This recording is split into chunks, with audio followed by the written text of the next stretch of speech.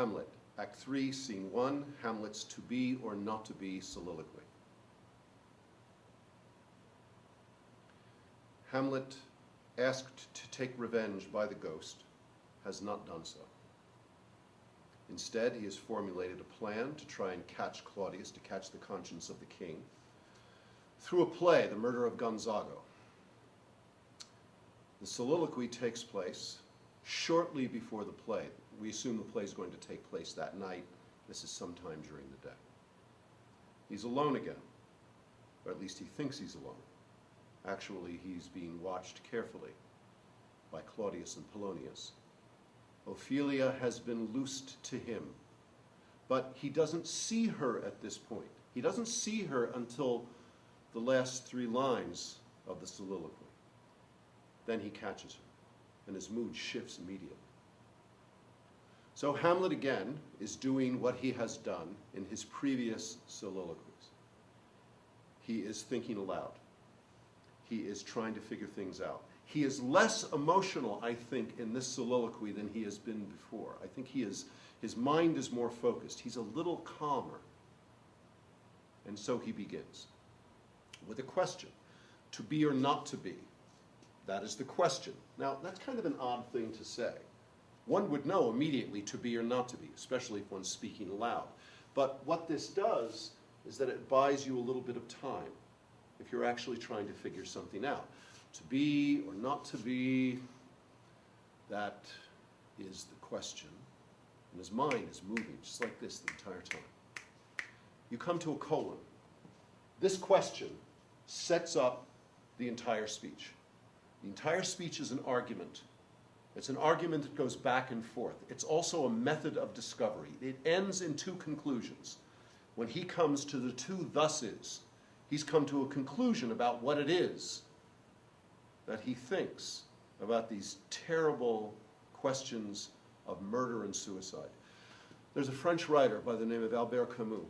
In The Myth of Sisyphus, he takes on the idea of suicide. And in The Rebel, he takes on the idea of murder. And at some point makes the argument that the 2 great moral questions of the 20th century really are, should one commit suicide and should one murder? And Hamlet takes on both of those questions. Here, more focused on suicide. Later, more focused on the idea of murder. Remember the dilemma that he is caught within. Whether 'tis nobler in the mind to suffer the slings and arrows of outrageous fortune, or to take arms against a sea of troubles, and by opposing end them. Now note, he's making use, first of all, of a military image. Slings and arrows, what are they tied to? The idea of an outrageous fortune. So I want you to imagine archers, maybe at the Battle of Agincourt. And there they are. They shoot in a parabola, equivalent to modern artillery. And when they do so, all of those arrows are meant to come down at one time on the blue blood of all of those French knights on their wonderful mounts, and wipes them out. Imagine terrible events coming at you like this.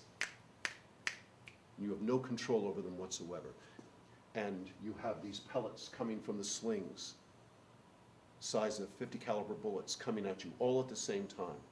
My God, how do you deal with all of these terrible things coming at you in life all at once? And Hamlet has felt that. He's felt that terrible beating of outrageous fortune. He's chosen none of this. The dreams that come after death, that's what keeps us alive. That's why we want to live long lives, because we're afraid of what comes after. But then Hamlet also says that's the calamity of a long life. And then he gives you a list, and he loves lists. Who would bear the whips and scorns of time? The oppressor's wrong. Hey, you have whips and scorns of time on your body and your face too. Or if you don't, you will. The oppressor's wrong. That's self-explanatory. The proud man's contumely. If you've ever worked with the public whatsoever, there have been individuals who have lorded themselves over you, have shown their pride, and you're always the object of that pride, the person who gets left behind, the person who is the target. You understand the proud man's contumely.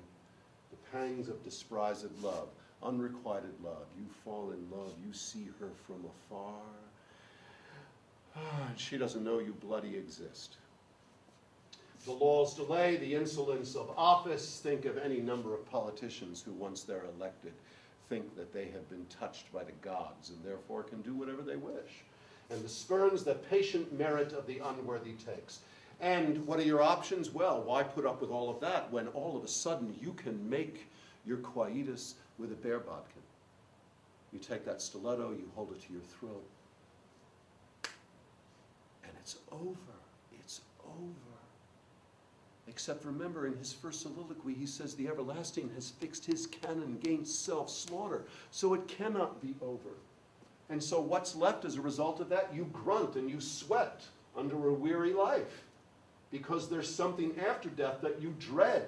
And then he says something odd that still puzzles me.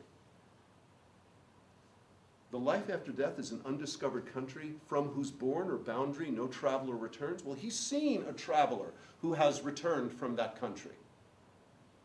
It's a very mysterious thing to say. I'm still, to this day, not quite sure how to figure that out. And it certainly puzzles him. And makes us rather bear those ills than fly to others we know not of. Comes to his conclusions. Conscience does make cowards of us all. Now here's a flip. Conscience here has a double meaning. It not only means conscience, in other words, our ability to tell right from wrong, it also means consciousness, our awareness of our lives. So think about how much you have to lose if you are intensely aware of your life. What risks are you going to take? Are you going to risk your life, the most precious possession you own? Consciousness makes cowards of us all. Perfectly understandable. Now, conscience, I could be damned. This is a spirit come from hell, for all I know, could be a demon. And yet if I don't do this, I'm damned in this life because I have not taken vengeance on a father that I love.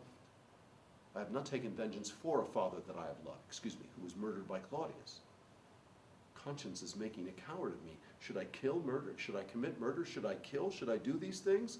If I don't do them, look at the kind of coward that I am. Think of his second soliloquy at the end of Act 2. Oh, what a rogue and peasant slave am I, when he berates himself again and again and again.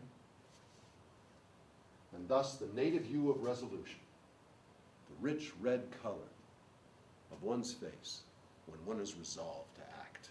And what happens to it, he brings in this image of disease, is sicklied o'er with a pale cast of thought. And this is what makes him sick. He's bloody thinking too much again. He's thinking, and when he's thinking, he doesn't act. It's sicklied o'er with a pale cast of thought. And when that occurs, great enterprises of great pitch and moment, things that I should absolutely have my complete attention on. There are moments of life and death. What happens to them? Their currents turn awry and lose the name of action. Notice the passive voice. It's almost as if nobody chooses that they lose these names of action. By one's passivity, they lose action. And here is Hamlet at the end of this soliloquy, again, thinking, I think. Do I kill him? When do I kill him? When is this going to occur? And at that moment, he sees Ophelia, and his mood changes, and whatever love he still feels for her, comes out. And for that much time, you hold your breath, because if either of them says, I love you,